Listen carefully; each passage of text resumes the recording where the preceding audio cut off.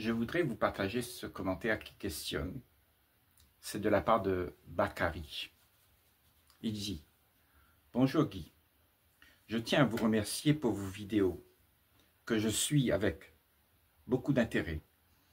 Dans l'une d'elles, vous évoquez un point qui me traverse souvent l'esprit. L'idée que la vie n'a pas de but.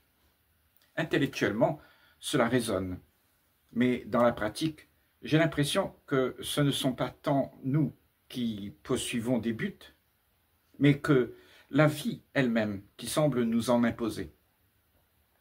Comment ne pas avoir de but lorsqu'on doit payer des factures, s'occuper de sa famille, planifier tant d'aspects du quotidien? Toutes ces responsabilités semblent nous projeter constamment dans l'avenir, et donc à l'opposé du moment présent que vous présentez comme la porte d'entrée dans l'être. Ma question est donc la suivante. Comment vivre sans but lorsque les circonstances de la vie semblent nous imposer? Et en d'autres termes, comment habiter pleinement l'être à chaque instant, tout en traversant des obligations substantielles qui semblent exiger des buts et des projections? Avec gratitude, Bakary.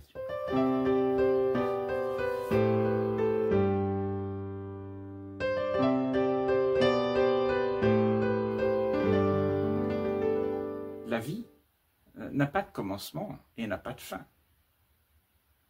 Comment quelque chose qui est éternel peut-il avoir un but, puisqu'il est éternel? Il n'a pas de but. Il est ce qu'il est, sans lendemain. Parce que pour un but, il faut qu'il y ait un lendemain.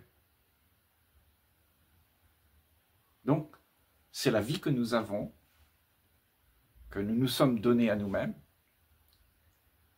parce que nous n'acceptons pas de vivre sans but. Nous n'acceptons pas que la vie soit infinie, parce que nous sommes nous-mêmes finis. Nous commençons et nous mourons. Ça, c'est la nature de ce que l'homme est, c'est-à-dire ce corps dans lequel tu t'es identifié à un commencement et une fin.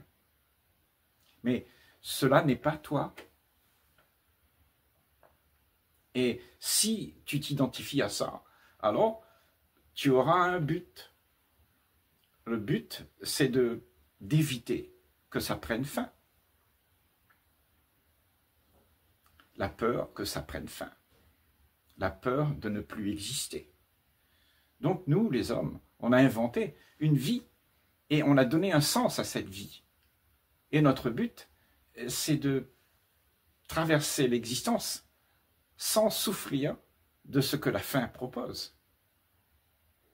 Puisque nous sommes identifiés à ça. Donc nous allons souffrir de ne plus avoir ce que nous aimons. Et là, on dit que la vie n'a pas de but. C'est vrai. Mais tout ce qu'on veut, nous, les êtres humains, c'est d'être en sécurité dans une vie où on peut trouver un centre d'intérêt, un confort pour pouvoir exister et faire en sorte que cette existence puisse être perdurée dans le temps. Donc le but de l'homme, c'est de perdurer dans le temps. C'est de faire en sorte que toutes les projections qu'on a, ce sont des choses qui puissent se répéter pour pouvoir encore continuer à exister. Et qui existe à ce moment-là? Eh bien, c'est toute la structure à qui on a donné un sens. C'est-à-dire moi, avec ma vie, avec tout ce que j'ai construit pour pouvoir exister. Mais ça, c'est éphémère, ça meurt. C'est pour ça que nous vivons dans le désarroi pour la plupart d'entre nous, et nous ne faisons pas confiance en ce que la vie, elle est. Et ce monsieur Bakary, il nous demande comment faire pour vivre une vie sans but quand on a besoin de manger, de dormir, de se vêtir.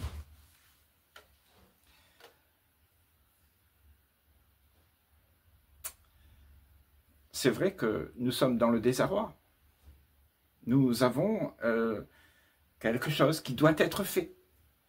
Et c'est la norme de toute la société. Toute la société est plongée dans cet enrôlement de réussir pour pouvoir arriver à être en sécurité. Mais si tu réfléchis bien avec moi, est-ce que là, quand tu auras tout ça, tu seras en sécurité? Tu vas toujours mourir, hein? Il y aura toujours la faim. Il y aura toujours au bout de tout ça la tombe. Il y aura toujours au bout de tout ça la déception, parce que tout ce que tu veux ne te donnera pas la joie de vivre. Et il est question de cette joie, de être présent avec ce qui se joue, être là, avec la vie qu'on a. C'est-à-dire tout ce qu'il faut faire pour pouvoir se côtoyer, avoir des relations et être ensemble pour pouvoir fonctionner du mieux possible. Mais ça, ce n'est pas une obligation. L'obligation qu'on a, c'est de faire en sorte qu'on impose cela. Parce qu'on a peur de ne pas pouvoir vivre cela. Donc on s'attache aux choses qu'on aime. Et on impose son point de vue pour pouvoir que les autres se rallient à soi. Et à ce moment-là, on a un monde divisé. Où tout le monde regarde midi à sa porte et poursuit son intérêt. Et son intérêt, c'est quoi? C'est de trouver la sécurité. Donc, manger, pouvoir vêtir ses enfants et les envoyer à l'école pour qu'ils puissent réussir. Et tu leur dis qu'il faut réussir. Réussis ta vie. Parce qu'autrement, moi, je serais embêté avec toi si tu restes tout le temps avec moi. Donc, on veut qu'il s'en aille. On veut qu'il soit indépendant. Et toi, tu as été l'enfant qui était dépendant de ton père, de ta mère, qui t'ont nourri, qui t'ont gardé sous leur giron. Et maintenant, toi, tu es libre. Tu n'as plus besoin d'eux. Et la vie, elle est faite ainsi. C'est que chacun d'entre nous, on doit trouver sa quiétude par rapport à tout ce qui se passe. Parce que si tu as peur, eh bien, tu vas rester dans les girons de maman et papa. Si tu as peur, tu vas trouver un métier qui te donnera de l'argent, mais en fait qui ne va pas te rendre heureux. Parce que ce métier peut être un métier où tu fabriques des armes, des bombes.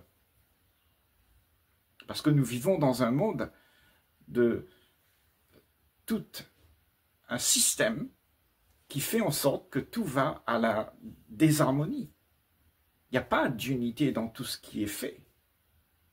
Parce que tout est fait selon le principe de la peur de ne pas exister et de ne pas être en sécurité.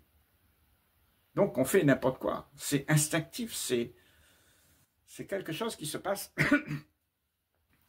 de manière compulsive.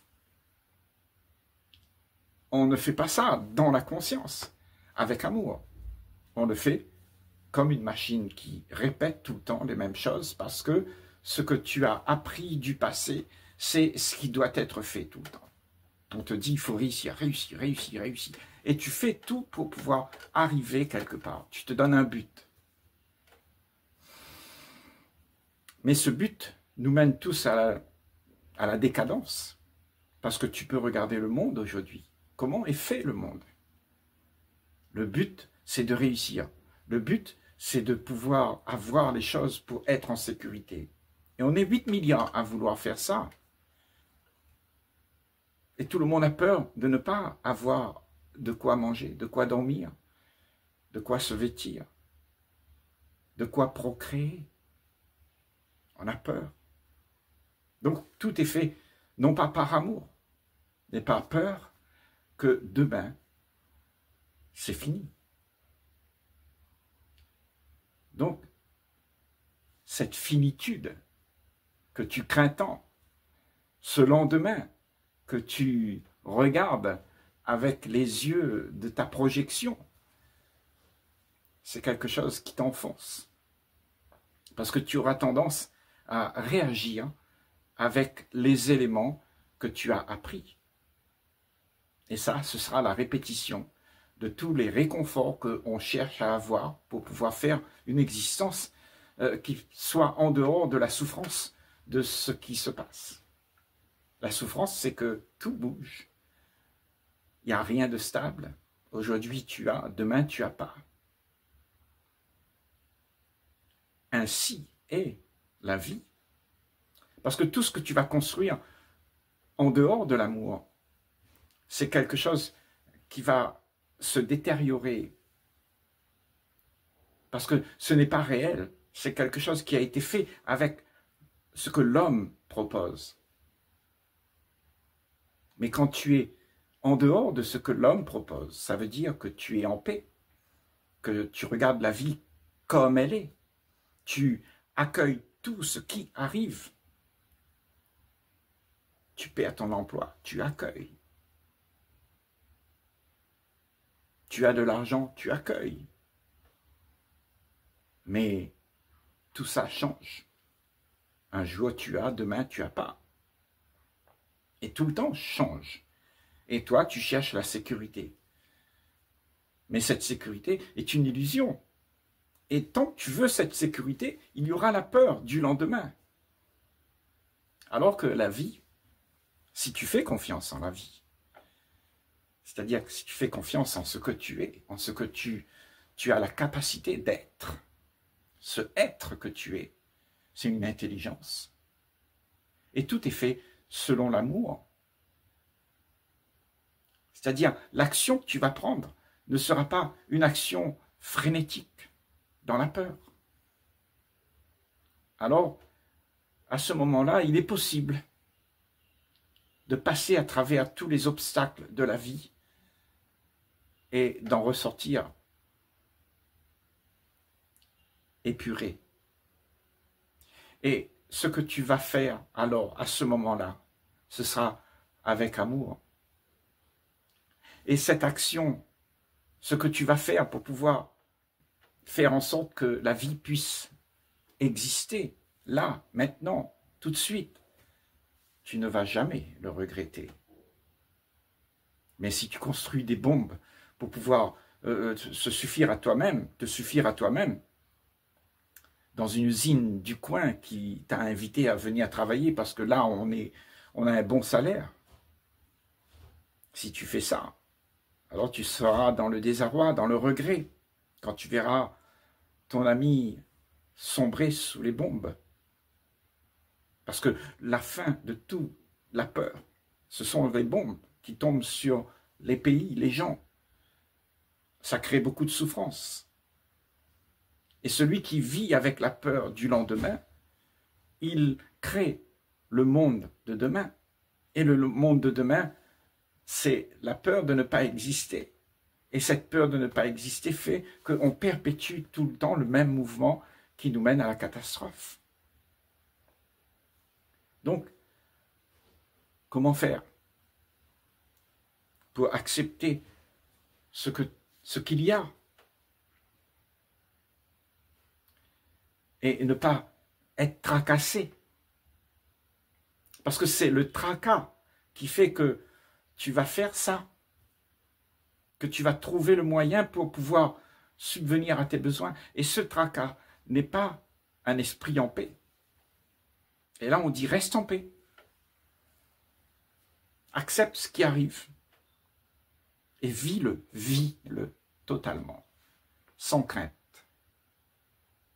Et tu vas voir que quand tu comprends les choses de cette manière,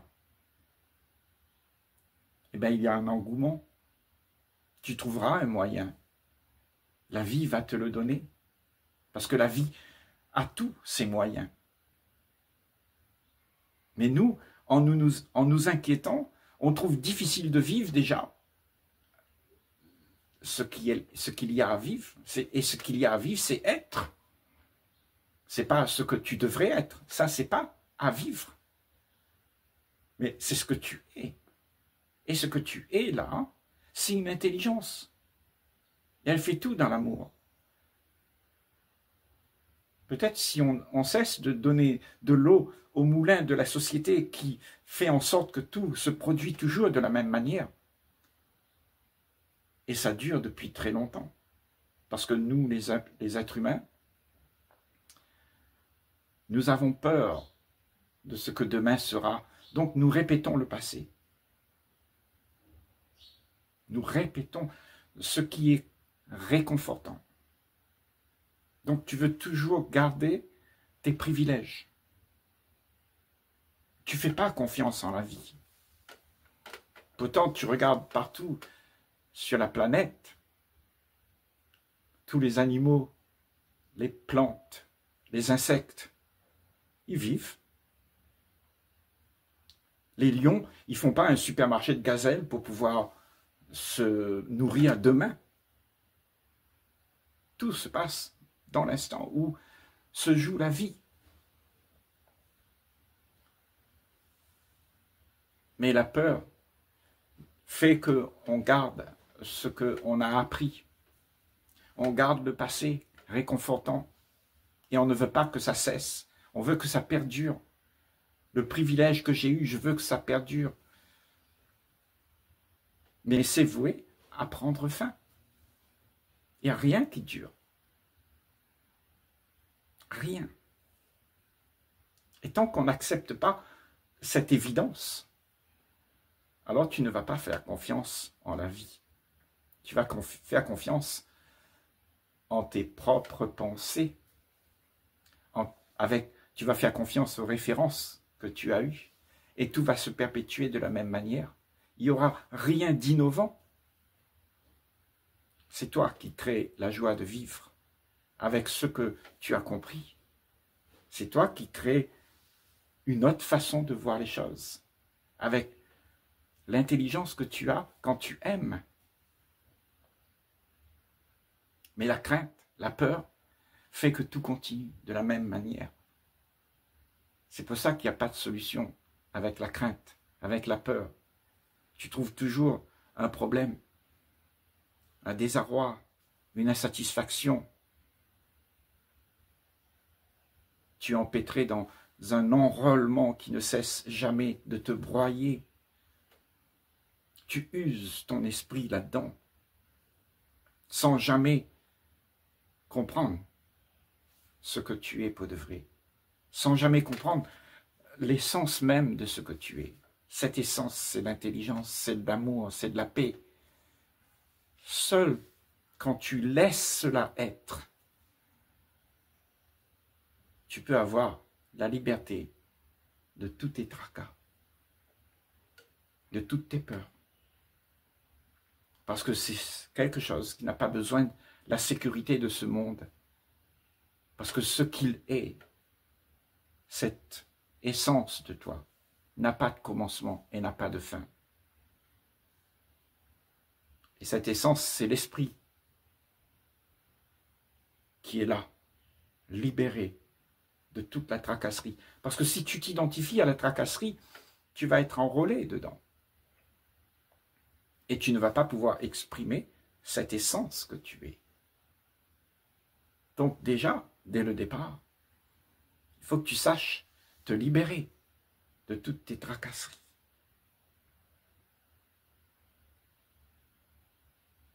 Et voir ce que la vie propose, mais pas ce que tu te proposes. Ce que tu te proposes va vers la décadence, parce que tu regardes autour de toi, tu peux le voir. Le monde entier est dans la décadence, parce qu'on vit sous l'égide de la peur. Quand il n'y a pas de peur, il n'y a rien qui prend de l'importance. Quand il n'y a pas de peur, il y a de l'amour. Les deux ne peuvent pas coexister ensemble. C'est soit l'un, soit l'autre. La peur te mène à la déchéance Et l'amour te mène à l'unité, à te rassembler et à pouvoir trouver les solutions qui est nécessaire pour pouvoir être là, présent, fonctionner ensemble, dans la paix, dans la joie. Parce que l'autre n'est pas quelqu'un de différent de toi. Il n'y a pas quelqu'un là-bas. Il y a nous. Et nous ne formons qu'un. Et tout ce un, c'est l'ensemble de tout ce que tu peux voir exister dans le monde. Les arbres, les fleurs, les animaux. Tout est un. Et tout ça marche ensemble. Mais si la conscience, elle est déstabilisée, tout cet ensemble peut être aussi déstabilisé. S'il n'y a pas d'amour, s'il y a la peur, les choses se déstabilisent. Et c'est ça qu'on a peur. On a peur de nous-mêmes, en fait. On a peur de nos propres réactions qui puissent nous emporter dans l'abîme. Donc, on combat nos propres inventions. On te dit, il faut réussir. Mais en fait, tu sais qu'au fond, quand tu as réussi, il y a la déception. Donc, tu es toujours en train de braver la vie pour pouvoir arriver à tes fins. Et tout ça, quand tu entres dans la tombe, ça n'a aucune importance. Parce que tout s'arrêtera. Parce que tout a un commencement et une fin. Mais l'amour n'a pas de commencement et n'a pas de fin. Elle trouvera toujours un moyen pour faire en sorte que tu puisses être. Être. La chose la plus importante, c'est être. Ne pas être, ça veut dire qu'il y a inconscience. Être, c'est vivre. Ne pas être, c'est aller vers la déchéance.